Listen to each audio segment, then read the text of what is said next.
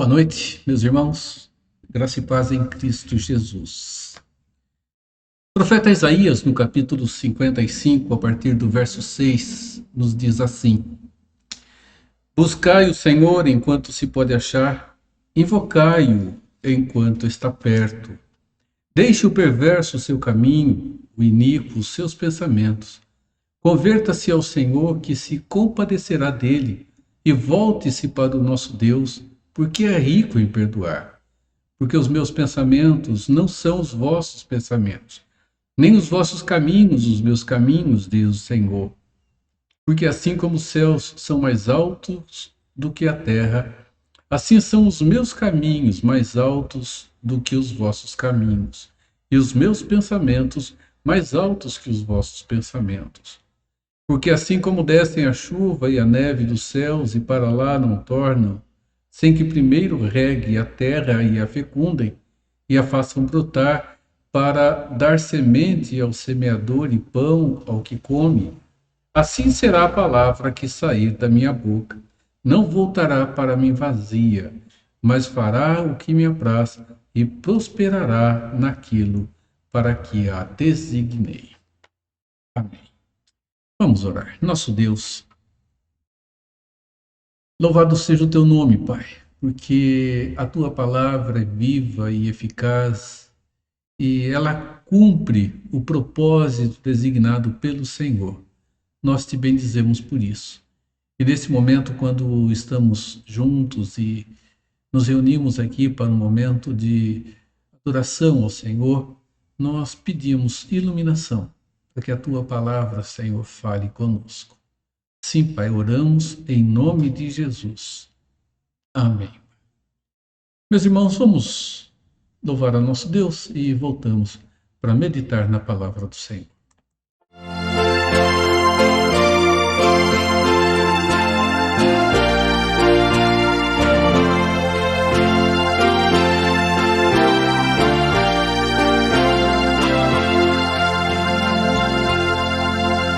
Achei um bom amigo, Jesus o Salvador, dos milhares o escolhido para mim. Ele é a luz do mundo, o forte mediador, que me purifica e guarda até o fim. Consolador amado, meu protetor do mal, Ele pode dar alívio ao meu pesar. Ele é a luz do mundo, a estrela da manhã, dos milhares escolhido para mim. Levou minhas dores todas, as mágoas me entreguei. Nele tenho firme abrigo em tentação. Deixei por ele tudo, os ídolos queimei. Ele fez-me puro e santo coração.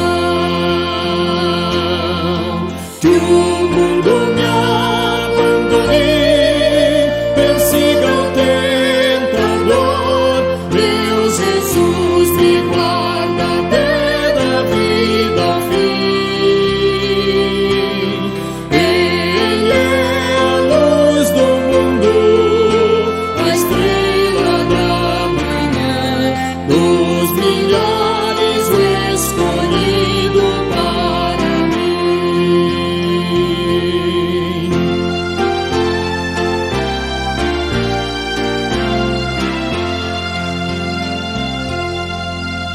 Jamais me desamparará, nem me abandonará. Ser fiel e obediente a quem viver. Está sempre a meu lado e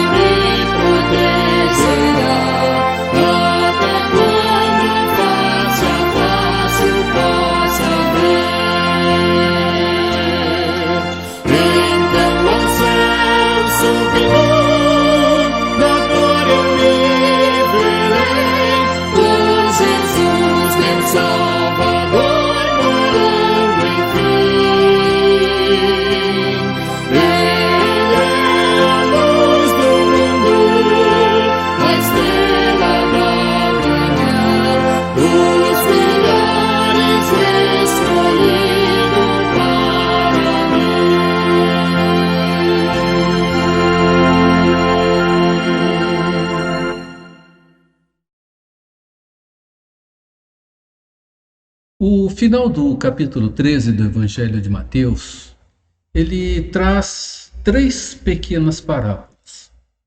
Três pequenas parábolas sobre o reino de Deus.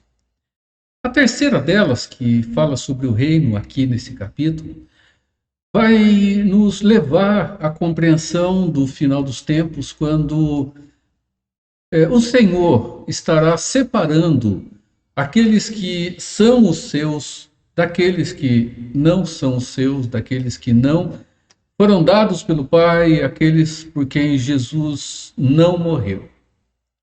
As outras duas parábolas, a parábola do tesouro escondido e a parábola da pérola de grande valor, elas nos chamam a atenção para o valor do reino de Deus em nossas vidas.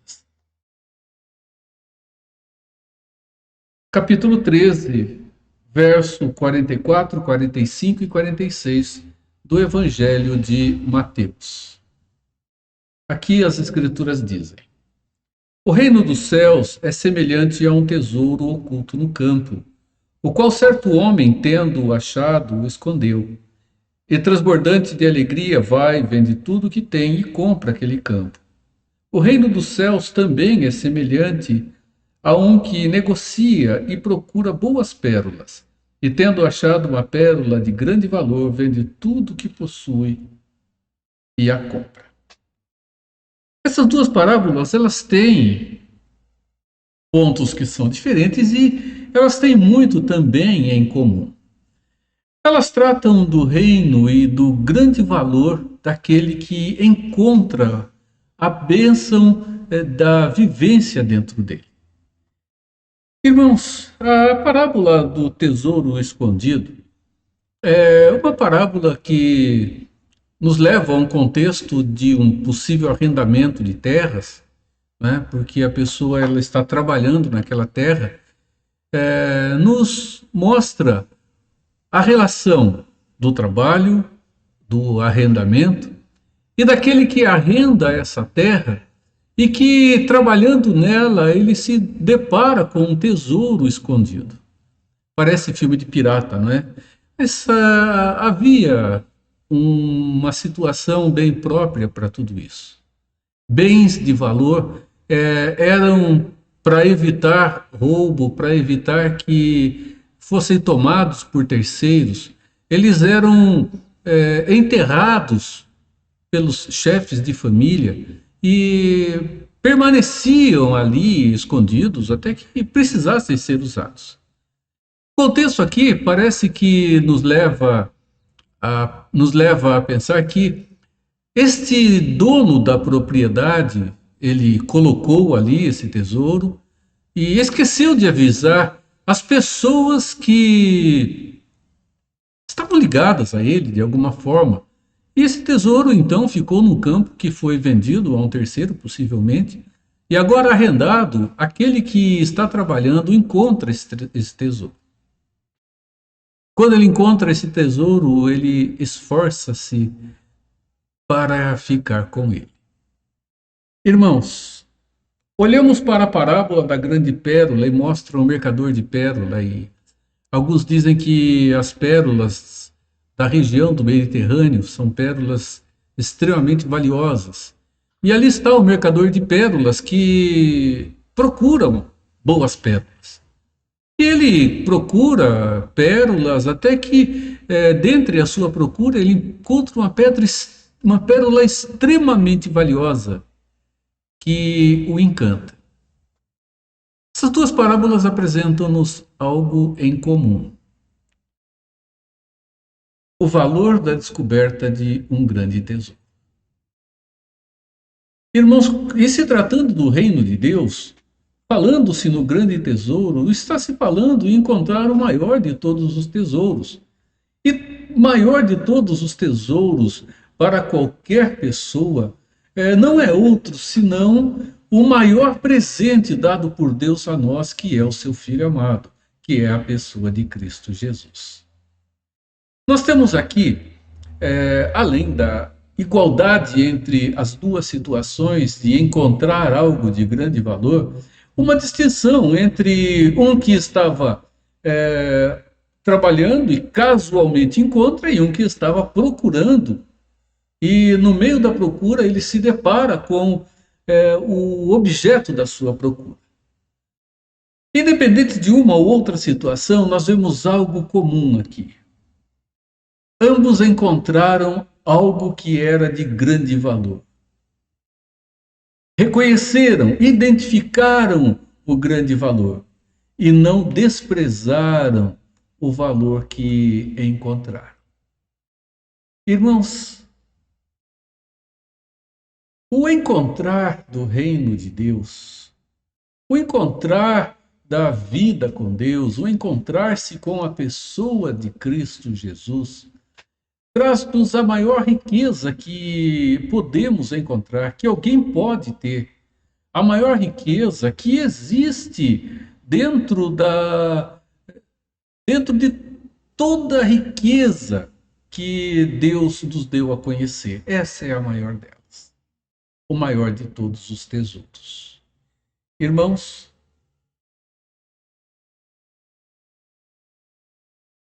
quando alguém descobre um tesouro, as Escrituras nos afirmam que ele passa a dar tudo por ele. É o que Jesus diz.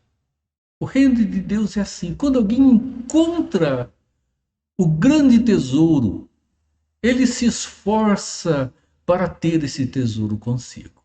É evidente que aqui nós não estamos absolutamente defendendo a ideia de que o reino de Deus ele é conquistado através da compra, de forma nenhuma. Aqui a ilustração dentro da parábola mostra, meus irmãos, que o tesouro, quando ele está diante da pessoa, para que ele possa desfrutá-lo, ele vai agora dispor de tudo aquilo que ele tem para tê-lo. No primeiro caso, é interessante que a pessoa descobre o tesouro, mas ela não leva o tesouro. E ela não leva o tesouro porque o campo não é dela, apesar de ter arrendado, o tesouro está lá, ela tem propriedade de uso, mas ela não tem propriedade sobre os bens que estão ali. Então ela vai, ela pega tudo que ela tem, ela compra o campo para ficar com o tesouro. Irmãos, isso me faz lembrar da palavra de Deus em Apocalipse, quando o Senhor Jesus fala à igreja de Éfeso. Ele diz: vocês abandonaram o primeiro amor. Uma igreja operosa, uma igreja trabalhadora, uma igreja que recebe muitos elogios. E nós observamos que eles perderam aquilo que era mais precioso e mais valoroso para a sua própria vida, para a sua própria existência e para a sua própria relação. Apesar de terem encontrado o rico e precioso tesouro, agora, meus irmãos, eles caíram numa situação de acostumar-se com ele. Eles se acostumaram com o brilho do ouro e o brilho do ouro não fascina mais. Eles encontraram a riqueza e a beleza da riqueza não os fascina mais, porque ofuscaram-se diante de outras belezas que entenderam ser belas, voltando-se os olhos para elas. Irmãos, Jesus diz: olha bem, arrepende-te, volta-te, porque senão eu vou remover de vocês o seu candeeiro. Éfeso deixou de existir de fato. Ela acaba sendo destruída. Ela deixa de existir e o Senhor de fato age sobre ela.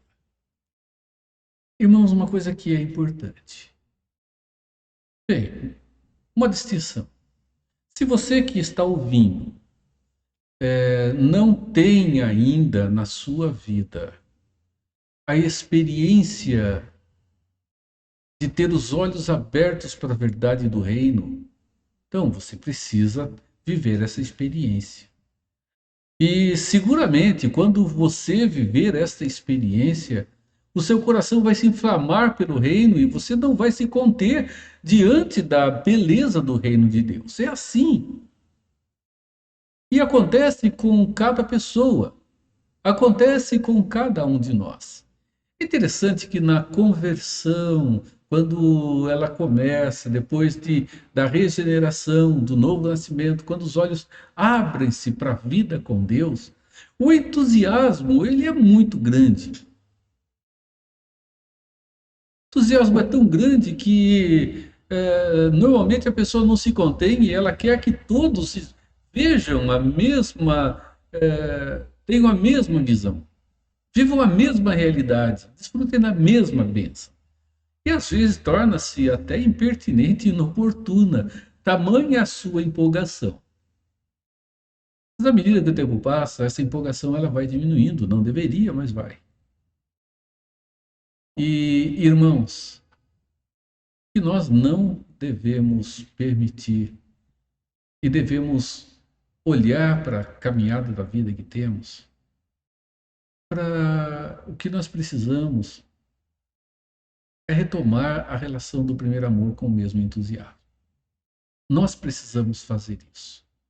Não é uma relação de intensidade de atividade religiosa, de trabalho na igreja, mas de um coração aquecido por Deus pela sua verdade e pela sua vontade.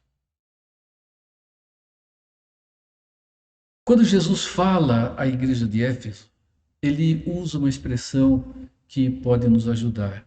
Ele disse: lembra-te de onde caíste. Interessante essa observação de Jesus. Ele diz: lembra lá onde foi que você caiu? Onde foi? Jesus ele parece afirmar-nos que há um ponto inicial quando a nossa vida desviou-se para um caminho paralelo. E o desviar-se desse caminho paralelo fez com que a vida religiosa continuasse, mas o coração se desviasse, se esfriasse e não tivesse o mesmo entusiasmo. Quando Isaías escreve aqui no capítulo 55, ele está escrevendo para o povo dele. É o povo de Deus que está ouvindo. Um povo que tinha todas as bênçãos diante de si, os valores do reino, e um povo que, ao invés de desfrutar de tudo isso, colocou seus olhos em um ponto diferente, ao invés de estar e continuar fixo em Deus. Eles desviam o seu coração do Senhor, porque o seu coração passou a voltar-se a outros pontos de adoração. A idolatria toma conta do coração daqueles nossos irmãos, e quando eles desviam seus olhos, desviam-se de Deus, eles passam, meus irmãos, a fazer tudo como eles entendiam ser o melhor. E aquilo que eles entendiam ser o melhor aos olhos de Deus era para eles o pior. Passaram, meus irmãos, a desconsiderar as pessoas que estavam à sua volta, passaram a maquinar formas de tirar vantagens delas, passaram até mesmo a desvirtuar a relação do culto, oferecendo ofertas que não condiziam com o tipo de animal, o tipo de oferta que Deus havia estabelecido.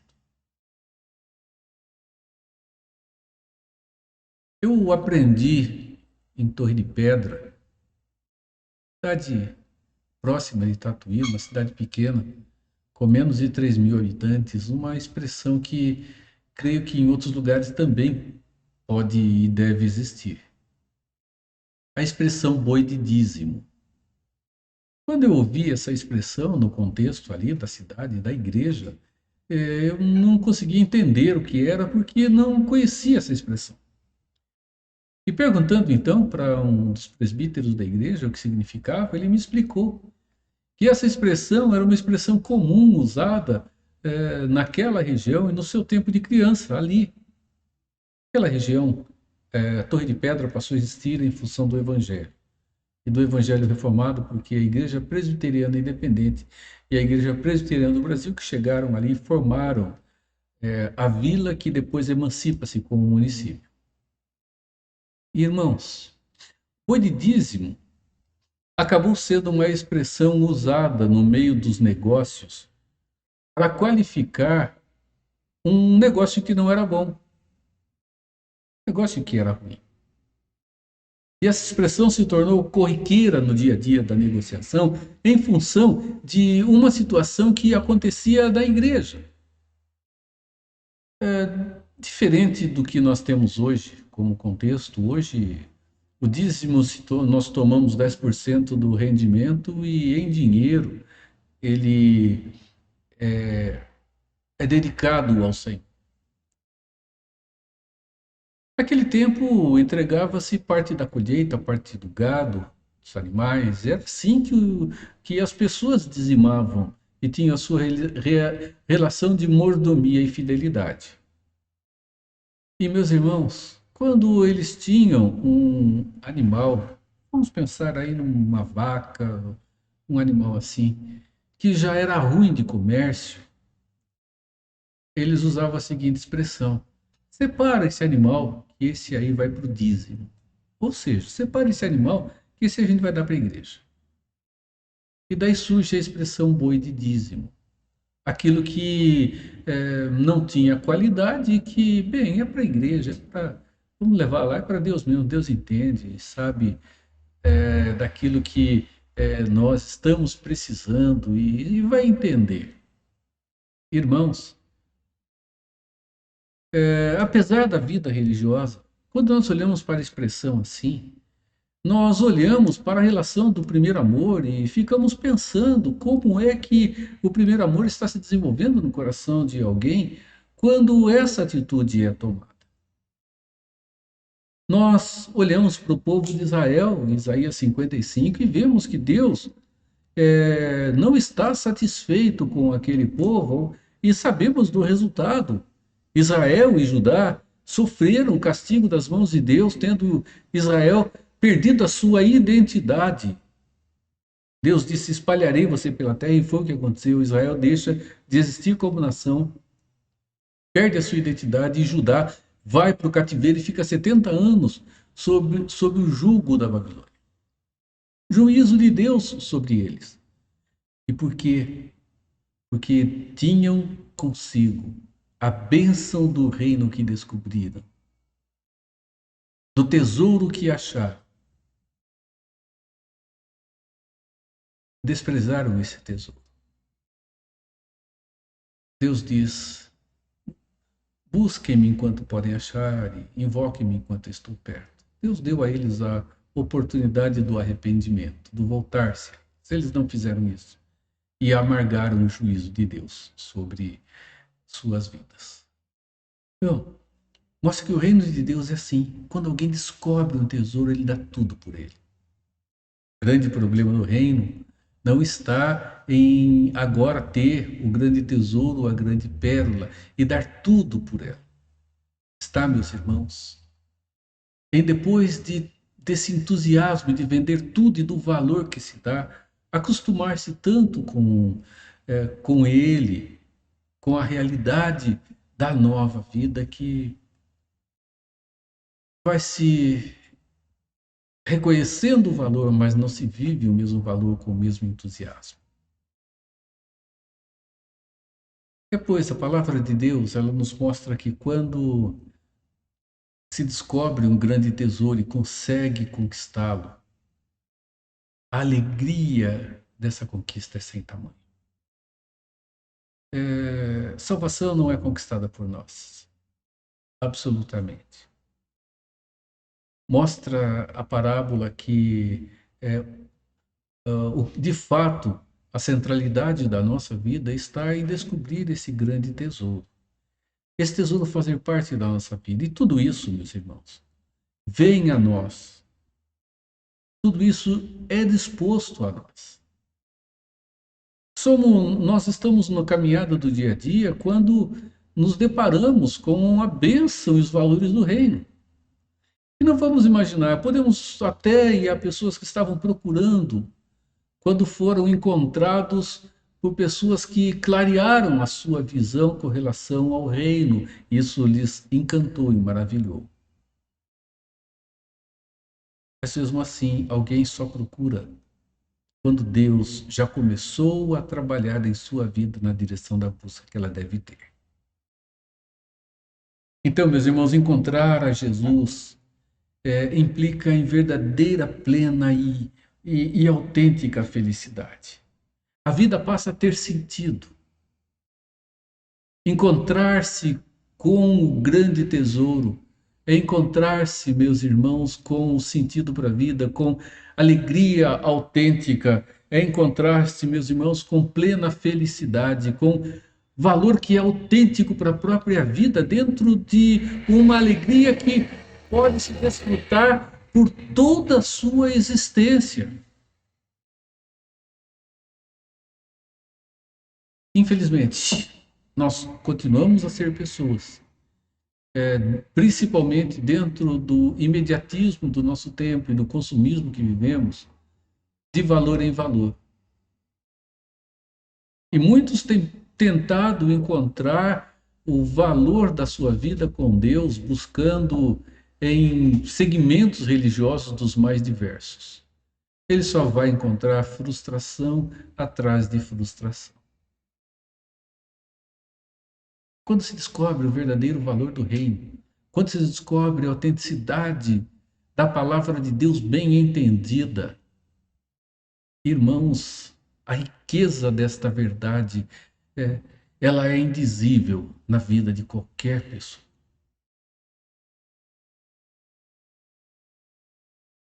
A verdade de Deus bem entendida, ela é o alimento autêntico e único que precisamos.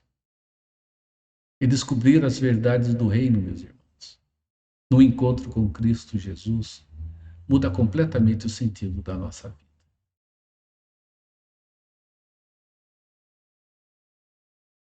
Isso nos leva a um momento de decisão.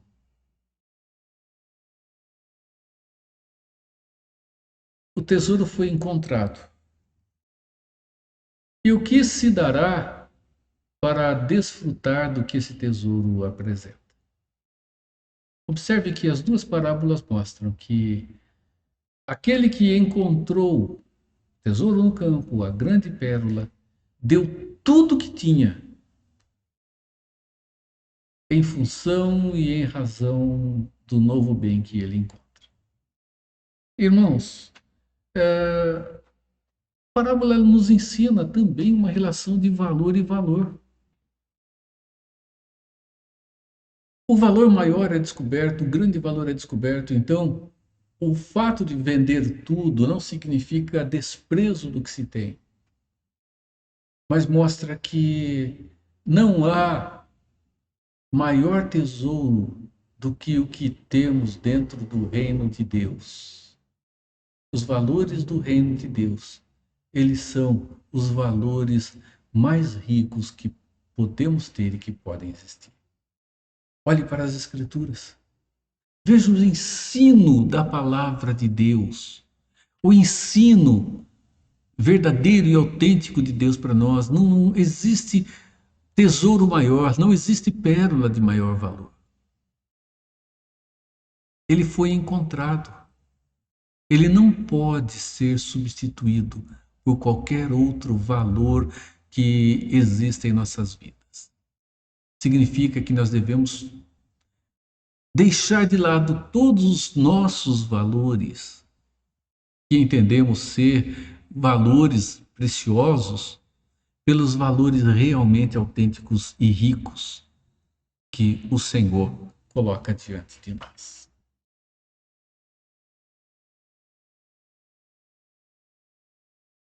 Houve uma época em que pessoas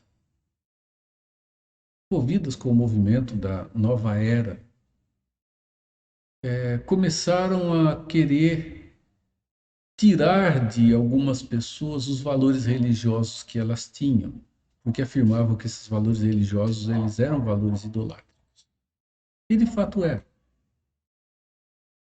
E criaram muita confusão, porque quiseram tirar este valor que a pessoa tinha, sem de fato sem de fato que ela tivesse um valor maior para substituir aquele outro. Irmãos, obviamente essas pessoas não abriram mão desse tesouro. Mas eu conheço histórias, meus irmãos, em que pessoas abriram mão desse tesouro porque encontraram um tesouro maior, encontraram o tesouro da graça e descobriram que esse tesouro que tanto prezavam, eles de fato não valiam e não significavam nada para a sua vida. Apenas era o valor que eles tinham e onde eles estariam se apegando. Nós não podemos substituir valor por valor, porque o valor do reino, de fato, as verdades que as Escrituras nos mostram, elas são os valores, de fato, abençoadores para a nossa vida. E não podem ser substituídos pelos outros. É importante nós entendermos que quando falamos em reino, nós não estamos falando na relação eclesiástica, mas falamos no envolvimento com o reino, com a verdade do reino, que vai desembocar na nossa vida religiosa. Nossa vida religiosa não é a nossa vida com Deus. A nossa vida com Deus dá sentido para a nossa vida religiosa, nossa vida eclesiástica. E é profundamente importante, porque o próprio Deus disse que nós não devemos deixar de estar com os irmãos, de ter esta vida com os irmãos, como muitos têm entendido poderem viver sem.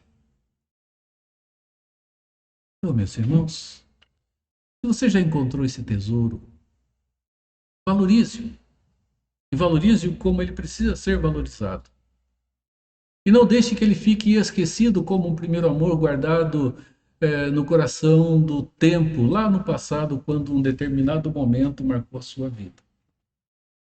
Que sejam momentos que marquem a sua vida constantemente, diariamente, circunstancialmente, em cada momento, em cada situação, em cada circunstância.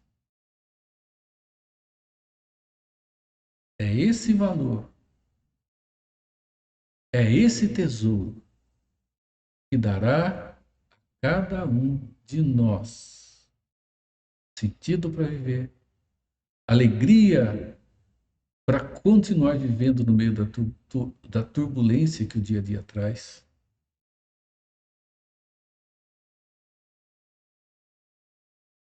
E que nos desafia a tomarmos uma decisão. Lembre-se, se eu decidir não fazer nada, eu já decidi.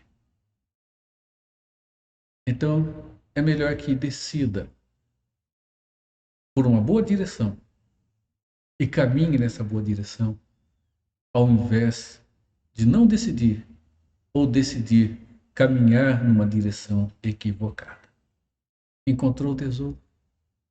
Valorize-o. Em Cristo, ricamente, Deus te abençoe. Amém. Nosso Deus, não há tesouro maior do que a verdade do teu reino, Pai. Nos ensine a amá-la, a respeitá-la e a honrá-la, Senhor. Obrigado porque esse tesouro que encontramos, só pudemos encontrá-lo porque o Senhor trouxe até nós,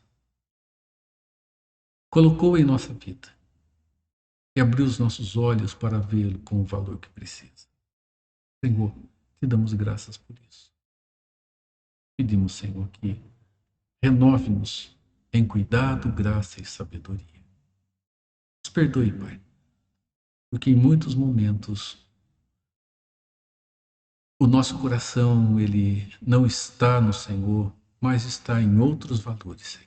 Nos perdoe por isso. Sabemos que onde está o nosso coração, ali está o nosso tesouro. E onde está o nosso tesouro, o nosso coração também estará lá. que o nosso tesouro esteja no teu reino, na tua vontade e na tua verdade. Em nome de Jesus. Amém. Nós vamos louvar a Deus com o hino 335 do Inário dos Salmos e Hinos. E depois nós voltamos para encerrar esse nosso momento juntos aqui, nesta noite.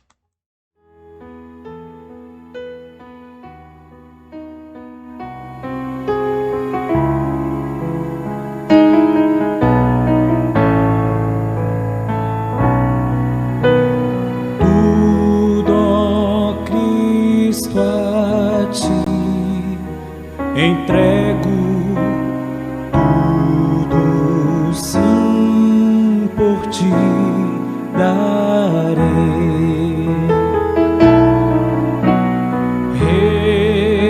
Resoluto, mas submisso, sempre, sempre seguirei.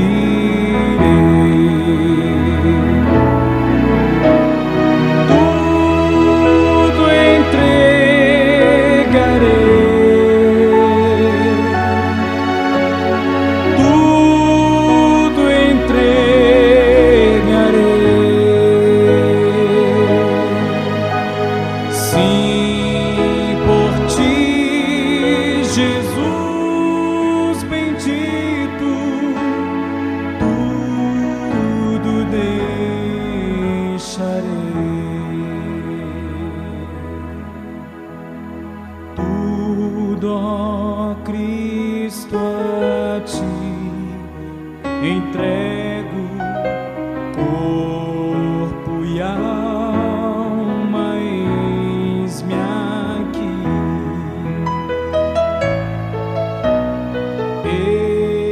Este mundo mau renego, ó Jesus, aceita-me.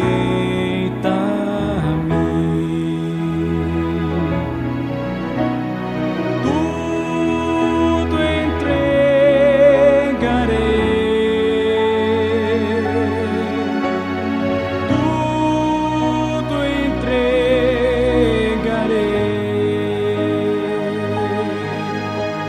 Sim, por ti, Jesus bendito, tudo deixarei.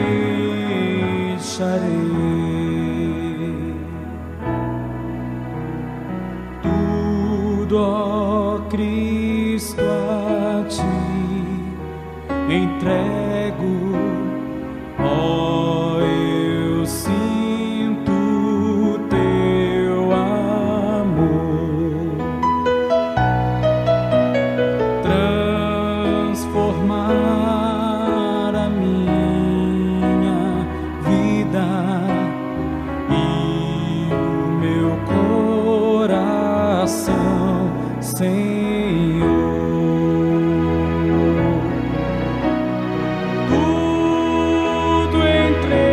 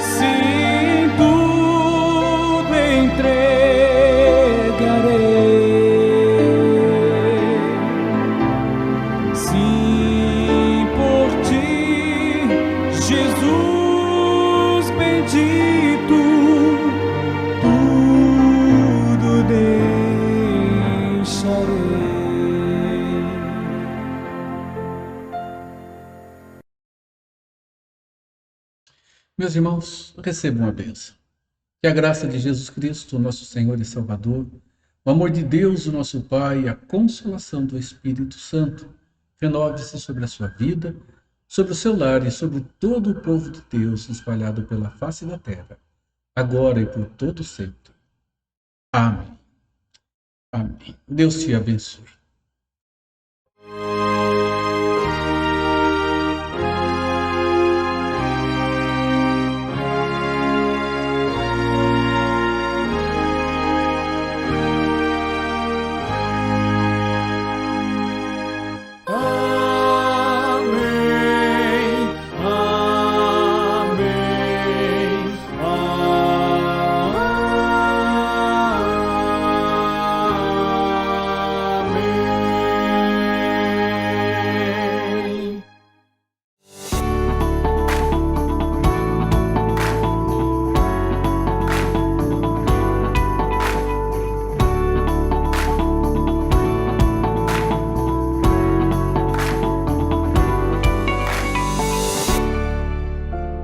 Eu disse, fui expulso da tua presença, contudo, olharei de novo para o seu santo templo. Jonas 2, 4.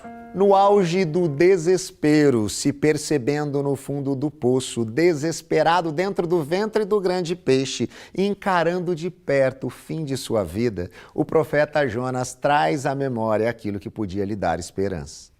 Ele se lembra da presença do Deus Todo-Poderoso naquele contexto do povo de Israel, simbolizada pelo templo do Senhor, e anseia por poder desfrutar dessa presença novamente. Esse sentimento enche o coração de Jonas de esperança. Ele reconhece que, por conta de suas decisões, se viu expulso da presença santa do Senhor Deus, mas tinha a convicção de que experimentaria novamente de tal doce presença. Essa certeza é o que o mantinha vivo. Essa esperança é o que o levava a lutar com todas as forças sem sucumbir àquela grande adversidade. Em meio às grandes adversidades, podemos, de igual modo, ter esperança em Deus por meio do que Jesus Cristo fez por nós na cruz. Ele é aquele que nos guia e direciona, e se necessário for, em meio às grandes lutas, nos leva em seus braços. E ainda que o nosso corpo venha a sucumbir inerte em meio à grandeza de uma batalha, podemos crer que quando os nossos olhos se fecharem para a história, eles se abrirão para a eternidade. E Jesus Cristo estará diante de nós e enxugará todas as lágrimas dos nossos olhos.